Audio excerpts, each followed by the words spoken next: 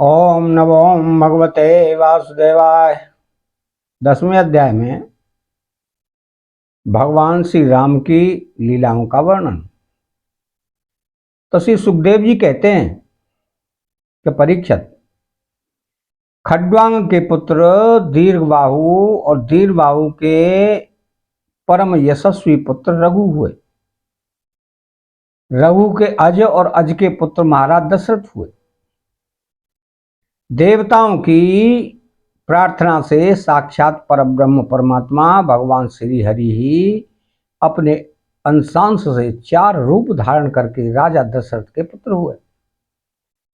उनके नाम थे राम, लक्ष्मण, भरत और शत्रुघ्न। परीक्षित, सीतापति भगवान श्री राम का चरित्र तो तत्वदर्शी ऋषियों ने बहुत कुछ वर्णन किया है और तुमने अनेक बार उसे सुना भी है। भगवान श्री राम ने अपने पिता राजा दशरथ के सत्य की रक्षा के लिए राजपाट छोड़ दिया और वे वन वन में फिरते रहे। उनके चरण कमल इतने सुकुमार थे कि परम सुकुमारी श्री जानकी जी के कर कमलों का स्पर्श भी उनसे सहन नहीं होता था।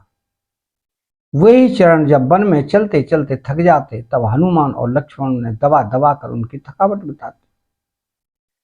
शूर्पणखा को नाक कान काटकर विरूप कर देने के कारण उन्हें अपनी प्रियतमा श्री जानकी जी का वियोग भी सहना पड़ा।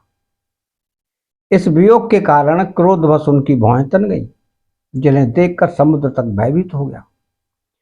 इसके बाद उन्होंने समुद्र का पुल बांधा और लंका में जाकर दुष्ट राक्षसों के जंगल को दावाग्नि के समान दग्ध कर दिया।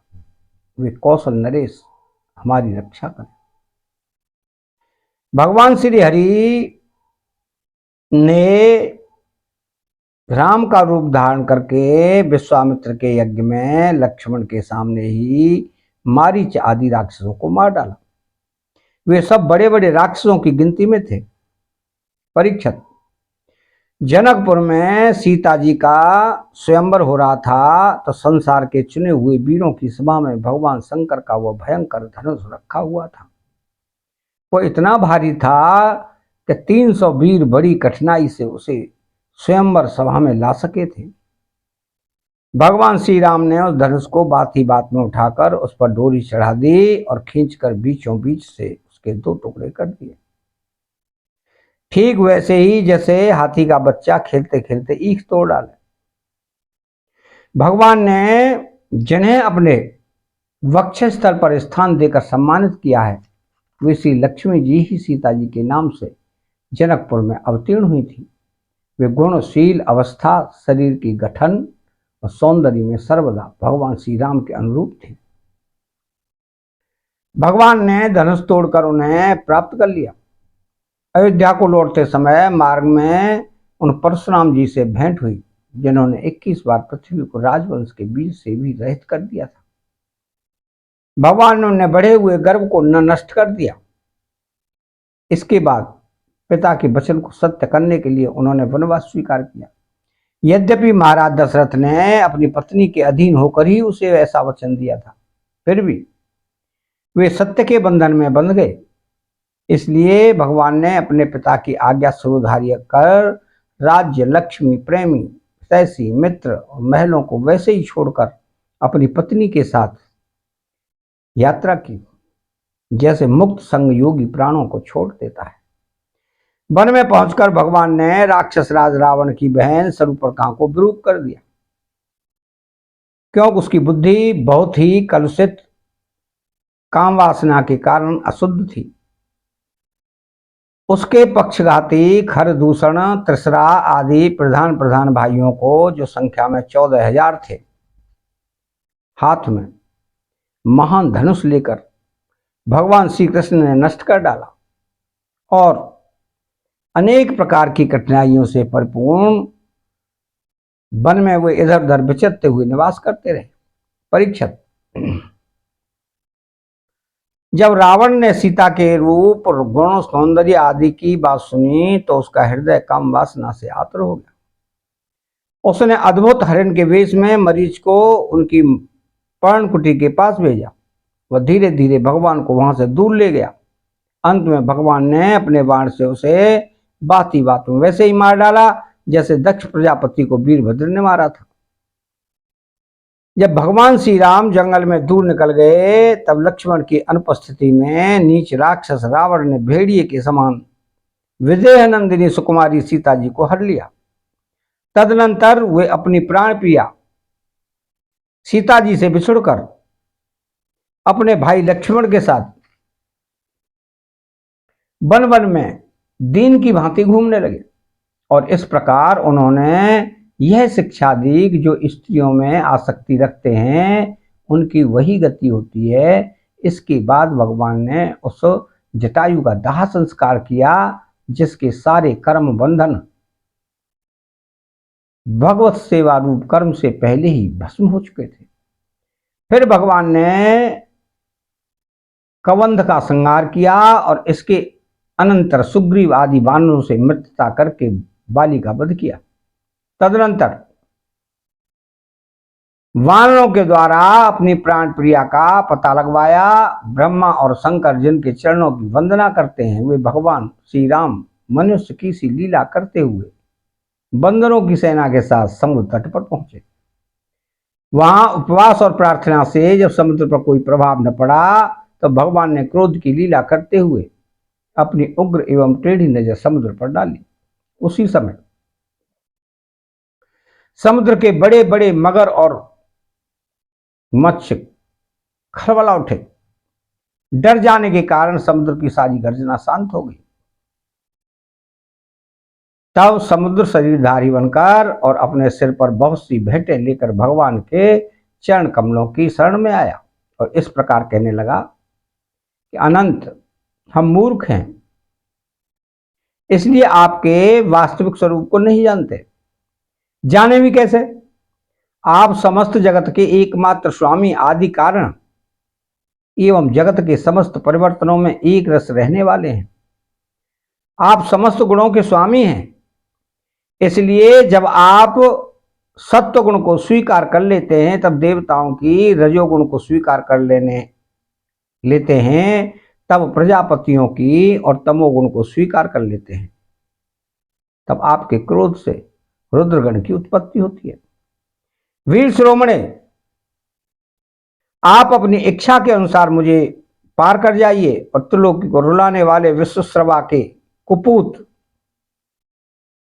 रावण को मारकर अपनी पत्नी को फिर से प्राप्त कीजिए। परंतु आपसे मेरी एक प्रार्थना है, आप यहां मुझ पर एक पुल बांध दीजिए, इससे आपके यश का विस्तार होगा और आगे चलकर जब बड़े बड़े नरपति दिग्विजय करते हुए यहां आएंगे तब वे आपके यश का गान करेंगे। भगवान श्री राम ने अनेकानेक पर्वतों के शिखरों से समुद्र पर पुल बांधा। जब बड़े बड़े बंदर अपने हाथों से पर्वत उठा उठा कर लाते थे तब उनके वृक्ष और बड़ी बड़ी चट्टानें थर थर कांपने लगती थी। इसके बाद विभीषण की सलाह से भगवान ने सुग्रीव, नील, हनुमान आदि प्रमुख वीरों और वानरी सेना के साथ लंका में प्रवेश किया। वह तो श्री हनुमान जी के द्वारा पहले ही जलाई जा चुकी थी। उस समय वानरराज की सेना ने लंका के सैर करने और खेलने के स्थान, अन्न के गोदाम, खजाने, दरवाजे, फाटक, सभा भवन, छज्जे और पक्षियों के रहने के स्थान तक को घेर लिया। उन्होंने वहां की वेदी, ध्वजाएं, सोने के कलश और चौराहे तोड़ फोड़ डाले। उस समय लंका ऐसी मालूम पड़ रही थी जैसे झुंड के झुंड हाथियों ने किसी नदी को मत डाला हो। यह देखकर राक्षस राज रावण ने निकुंभ और कुंभ, धूम्राक्ष, दुर्मुख, सुरांतक, नरांतक, प्रहस्त, अतिकाय, विकंपन आदि अपने सब अनुचरों, पुत्र मेघनाथ और अंत में भाई कुंभकर्ण को भी युद्ध करने के लिए भेजा। राक्षसों की वह विशाल सेना तलवार, त्रिशूल, धनुष, प्रास, सृष्टि, रिष्टि, शक्ति, बाण, भाले, खड्ग आदि अस्त्र शस्त्र सुसज्जित और अत्यंत दुर्लभ थी। भगवान श्री राम ने सुग्रीव, लक्ष्मण, हनुमान, गंध, मादन, नील, अंगद, जामवान और पनस आदि वीरों को अपने साथ लेकर राक्षसों की सेना का सामना किया। रघुवंश शिरोमणि भगवान राम के अंगद आदि सब सेनापति राक्षसों की चतुरंगिनी सेना हाथी, रथ, घुड़सवार और पैदलों के साथ द्वंद्व युद्ध की रीति से भिड़ गए और राक्षसों को वृक्ष, पर्वत, शिखर, गदा और बाणों से मारने लगे। उनका मारा जाना तो स्वाभाविक ही था, क्योंकि वे उसी रावण के अनुचर थे जिसका मंगल श्री सीता जी को स्पर्श करने के कारण पहले ही नष्ट हो चुका था। जब राक्षस राज रावण ने देखा कि मेरी सेना का तो नाश हुआ जा रहा है, तो वह क्रोध में भरकर पुष्पक विमान पर आरूढ़ हो भगवान श्री राम के सामने आया। उस समय इंद्र का सारथी मातली बड़ा ही तेजस्वी दिव्य रथ लेकर आया और उस पर भगवान श्री राम जी विराजमान हुए। रावण अपने तीखे बाणों से उन पर प्रहार करने लगा। भगवान श्री राम ने रावण से कहा, नीच राक्षस, तुम कुत्ते की तरह हमारी अनुपस्थिति में हमारी प्राण प्रिया पत्नी को हर लाए। तुमने दुष्टता की हद कर दी। तुम्हारे जैसा निर्लज्ज तथा निंदनीय और कौन होगा। जैसे काल को कोई ढाल नहीं सकता, कर्तापन के अभिमानी को वह फल दिए बिना रह नहीं सकता, वैसे ही आज मैं तुम्हें तुम्हारी करनी का फल चखाता हूं। इस प्रकार रावण को फटकारते हुए भगवान श्री राम ने अपने धनुष पर चढ़ाया हुआ बाण उस पर छोड़ा। उस बाण ने वज्र के समान उसके हृदय को विदीर्ण कर दिया। वो अपने 10 मुखों से खून उगलता हुआ विमान से गिर पड़ा, ठीक वैसे ही जैसे पुण्यात्मा लोग भोग समाप्त होने पर स्वर्ग से गिर पड़ते हैं। उस समय उसके पुरजन परिजन हाय हाय करके चिल्लाने लगे। तदनंतर हजारों राक्षसियां मंदोदरी के साथ रोती हुई लंका से निकल पड़ी और रणभूमि में आई। उन्होंने देखा कि उनके स्वजन संबंधी लक्ष्मण जी के बाणों से छिन्न भिन्न होकर पड़े हुए हैं। वे अपने हाथों, अपनी छाती पीट पीट कर और अपने सगे संबंधियों को हृदय से लगा लगा कर ऊंचे स्वर से विलाप करने लगे। हाय हाय स्वामी, आज हम सब बेमौत मारी गई। एक दिन वह था जब आपके भय से समस्त लोकों में त्राही त्राही मच जाती थी। आज वह दिन आ गया कि आपके न रहने से हमारे शत्रु लंका की दुर्दशा कर रहे हैं। और यह प्रश्न उठ रहा है कि अब लंका किसके अधीन रहेगी। आप सब प्रकार से संपन्न थे, किसी भी बात की कमी न थी, परंतु आप काम के बस में हो गए और यह नहीं सोचा कि सीता जी कितनी तेजस्विनी हैं और उनका कितना प्रभाव है। आपकी यही भूल आपकी इस दुर्दशा का कारण बन गई। कभी आपके कामों से हम सब और समस्त राजक्षस वंश आनंदित होता था और आज हम सब तथा यह सारी लंका नगरी विधवा हो गई। आपका शरीर जिसके लिए आपने सब कुछ कर डाला, आज गीधों का आहार बन रहा है और अपनी आत्मा को आपने नरक का अधिकारी बना डाला। यह सब आपकी ही नासमझी और कामुकता का फल है। श्री सुखदेव जी कहते हैं कि परीक्षित, कौशलाधीश भगवान श्री रामचंद्र जी की आज्ञा से विभीषण ने अपने स्वजन संबंधियों का पितृ यज्ञ की विधि से शास्त्र के अनुसार अंत्येष्टि कर्म किया। इसके बाद भगवान श्री राम ने अशोक वाटिका के आश्रम में अशोक वृक्ष के नीचे बैठी हुई श्री सीता जी को देखा। वे उन्हीं के विरह की व्याधि से पीड़ित एवं अत्यंत दुर्बल हो रही थी। अपनी प्राण प्रिय अर्धांगिनी सीता जी को अत्यंत दीन अवस्था में देखकर श्री राम का हृदय प्रेम और कृपा से भरा आया। इधर भगवान का दर्शन पाकर सीता जी का हृदय प्रेम और आनंद से परिपूर्ण हो गया। उनका मुखकमल खिल उठा। भगवान ने विभीषण को राक्षसों का स्वामित्व, लंकापुरी का राज्य और 1 कल्प की आयु दी। और इसके बाद पहले सीता जी को विमान पर बैठाकर अपने दोनों भाई लक्ष्मण तथा सुग्रीव एवं सेवक हनुमान जी के साथ स्वयं भी विराजमान विमान पर सवार हुए। इस प्रकार 14 वर्ष का व्रत पूरा हो जाने पर उन्होंने अपने नगर की यात्रा की।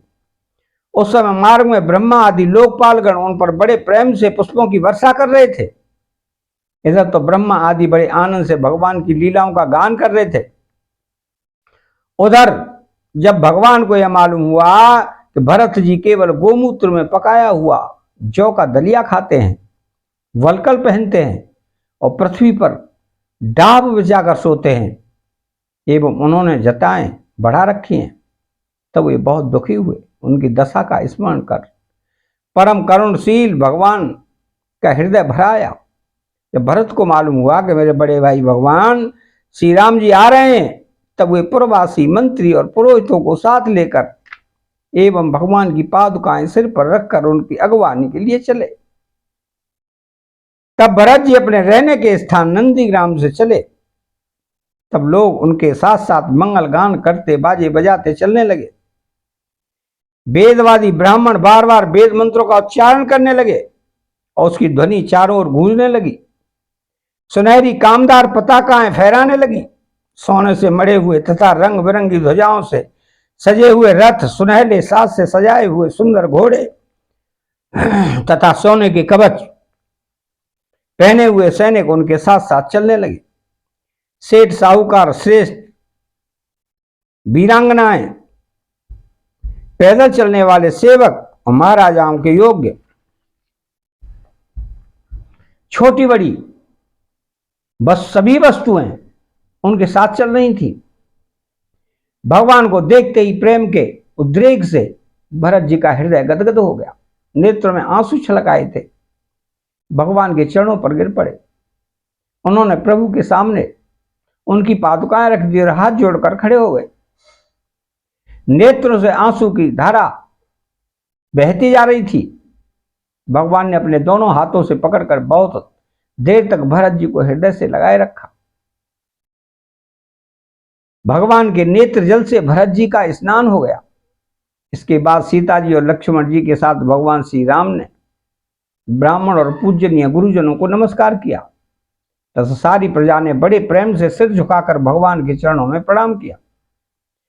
उस समय उत्तर कौशल देश की रहने वाली समस्त प्रजा अपने स्वामी भगवान को बहुत दिनों के बाद आए देख अपने दुपट्टे हिला हिलाकर पुष्पों की वर्षा करते हुई आनंद से नाचने लगी। भरत जी ने भगवान की पादुकाएं ली। विभीषण ने श्रेष्ठ चंवर, सुग्रीव ने पंखा और हनुमान जी ने श्वेत छत्र ग्रहण किया। परीक्षित, शत्रुघ्न जी ने धनुष और तरकस, सीता जी ने तीर्थों के जल से भरा कमंडलू, अंगद ने सोने का खड्ग और जामवान ने ढाल ले ली। इन लोगों के साथ भगवान पुष्पक विमान पर विराजमान हो गए। चारों तरफ यथास्थान स्त्रियां बैठ गईं, बंदीजन स्तुति करने लगे। उस समय पुष्पक विमान पर भगवान श्री राम की ऐसी शोभा हुई मानो ग्रहों के साथ चंद्रमा उदय हो रहे हैं। इस प्रकार भगवान ने भाइयों का अभिनंदन स्वीकार करके उनके साथ अयोध्यापुरी में प्रवेश किया। उस समय पूरी आनंदोत्सव से परिपूर्ण हो रही थी। राजमहल में प्रवेश करके उन्होंने अपनी माता कौशल्या, अन्य माताओं, गुरुजनों, बराबर के मित्रों और छोटों का यथायोग्य सम्मान किया तथा उनके द्वारा किया हुआ सम्मान स्वीकार किया। श्री सीता जी और लक्ष्मण जी ने भी भगवान के साथ साथ सबके प्रति यथायोग्य व्यवहार किया। उस समय जैसे मृतक शरीर में प्राणों का संचार हो जाए, वैसे ही माताएं अपने पुत्रों के आगमन से हर्षित हो उठी। उन्होंने उनको अपनी गोद में बैठा लिया और अपने आंसुओं से उनका अभिषेक किया। उस समय उनका सारा शोक मिट गया। इसके बाद वशिष्ठ जी ने दूसरे गुरुजनों के साथ विधि पूर्वक भगवान की जटा उतरवाई और बृहस्पति जी ने जैसे इंद्र का अभिषेक किया था, वैसे ही चारों समुद्रों के जल आदि से उनका अभिषेक किया। इस प्रकार सिर से स्नान करके भगवान श्री राम ने सुंदर वस्त्र, पुष्पमालाएं और अलंकार धारण किए। सभी भाइयों और सीता जी ने भी सुंदर सुंदर वस्त्र और अलंकार धारण किए। उनके साथ भगवान श्री राम जी अत्यंत शोभायमान हुए। भरत जी ने उनके चरणों में गिरकर उन्हें प्रसन्न किया और उनके आग्रह करने पर भगवान श्री राम ने राज सिंहासन स्वीकार किया।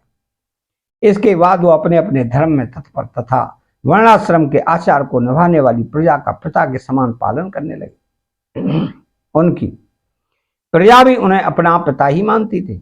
परीक्षित, जब समस्त प्राणियों को सुख देने वाले परम धर्मज्ञ भगवान श्री राम राजा हुए तब था तो त्रेता युग, परंतु मालूम होता था कि मानो सतयुग ही है। परीक्षित, उस समय वन, नदी, पर्वत, वर्ष, द्वीप और समुद्र सबके सब प्रजा के लिए कामधेनु के समान समस्त कामनाओं को पूर्ण करने वाले बन रहे थे। इंद्रियातीत भगवान श्री राम के राज्य करते समय किसी को मानसिक चिंता या शारीरिक रोग नहीं होते थे। बुढ़ापा, दुर्बलता, दुख, शोक, भय और थकावट नाम मात्र के लिए भी नहीं थे। यहां तक कि जो मरना नहीं चाहते थे उनकी मृत्यु भी नहीं होती थी। भगवान श्री राम ने एक पत्नी का व्रत धारण कर रखा था। उनके चरित्र अत्यंत पवित्र एवं राजर्षियों के से थे। वह गृहस्थोचित स्वधर्म की शिक्षा देने के लिए स्वयं उस धर्म का आचरण करते थे। सती शिरोमणि सीता जी अपने पति के हृदय का भाव जानती रही। वे प्रेम से, सेवा से, शील से, अत्यंत विनय से तथा अपनी बुद्धि और लज्जा आदि गुणों से अपने पति भगवान श्री राम जी का चित्त चुराती रहती थी। अतः यहां 10वां अध्याय समाप्त होता है। चैनल को सब्सक्राइब करें, बेल आइकन घंटी को दबाएं और कमेंट बॉक्स में श्री राधे कृष्ण, जय श्री कृष्ण।